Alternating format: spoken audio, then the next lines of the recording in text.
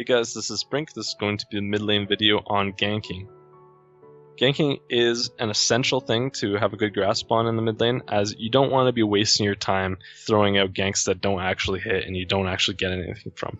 If you end up failing a gank, it's going to give your enemy mid laner, if they're just laning, they're getting a bunch of farm and experience that you're not getting while you're running around not getting anything. So you definitely want to avoid situations like this. The mask. I lost. There was a price on your head.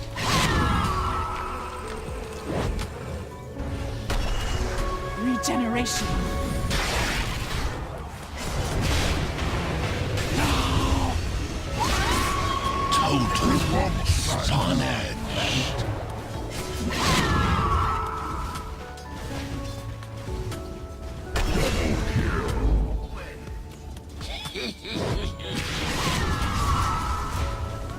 Monster kill! Radiant's middle tower is under attack.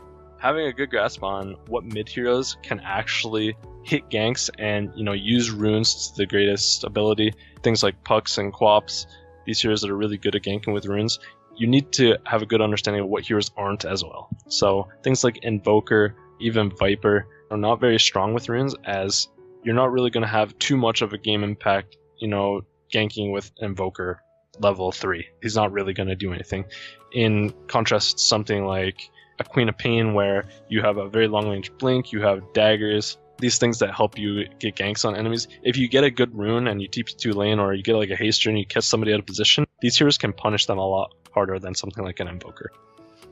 So ganking on these heroes is okay, but for the most part in the mid lane, you do want to be very lane focused early on in the game, unless an opportunity is just staring you down and it's just easily achievable to get a kill or something on an enemy lane. Other than these situations, you really want to use the runes that you get on mid heroes, bottle or not, to progress in your lane and get more lane control out of your mid lane, rather than trying to set up ganks in other lanes that have a good possibility of failing in the early game.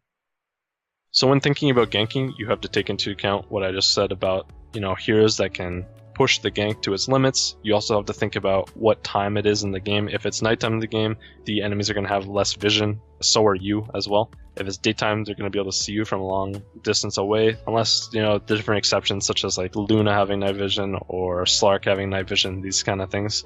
But the time of the gank is something that you should have a very good grasp on. Things like if people are planting wards in the early game, when wards run out, then you're going to have an easier time ganking. So ganking around, the 7-minute mark or 8-minute mark, wards should be coming down around this time, so you should be having a more successful gank chance with a rune or just a rotation in general.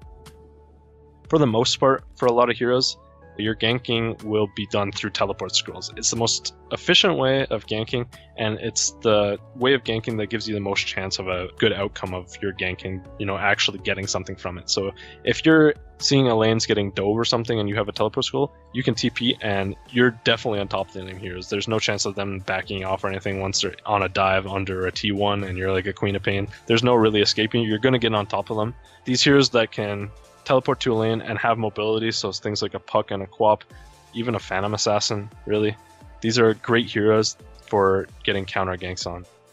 If you're like a level 6 storm spirit and you counter gank one of your lanes, so if they're getting dove and you TP, you're going to have a lot of room and a lot of ways to use your mana and resources to really push that gank to the next level and actually achieve kills and getting a good amount of net worth for your sacrifice of farm and experience in the mid lane that you missed. A key part of ganking to remember is that it's not essentially the mid laner's job only to set up ganks. So when you're thinking about setting up ganks, you can always set up ganks for your own lane. Support ganks are a lot more potent than mid ganks for multiple reasons. When supports are off the map, the enemies, unless they have wards on them or they have an offlaner following them around or anything like that, invis hero, something, when the supports are off the map, then unless the enemy has the vision on them, they're not really going to know where they are. So if supports smoke gank mid or they smoke gank their off lane, it's going to be a lot harder for the enemy to read than a mid laner going missing for 2 minutes. So using supports to gank mid is the better way of setting up ganks, the early mid game, anything like that.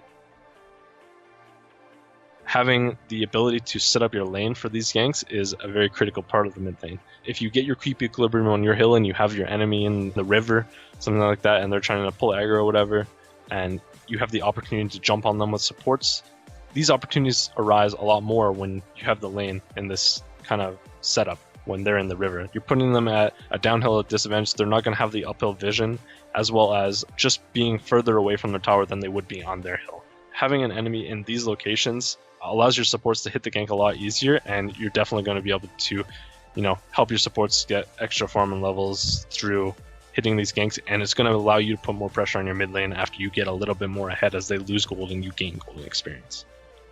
So if I can, reiterate any point when it comes to ganking, it's definitely that the mid lane is not the only lane that can gank. Definitely have your supports rotate mid if there's a gank available.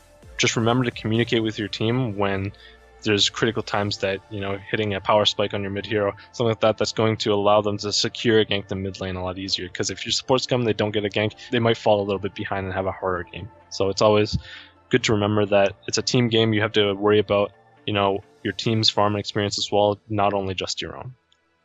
In the future with Game Loop here, I'll be going over some replays, looking at, how ganks were set up in certain scenarios, how they could have been set up maybe better, and just different aspects of ganking that we can go over through replay analysis. So this has been the video on ganking the mid lane. Hopefully, you learned a thing or two. If I missed anything or you have any suggestions, put it in the comments below. Thanks.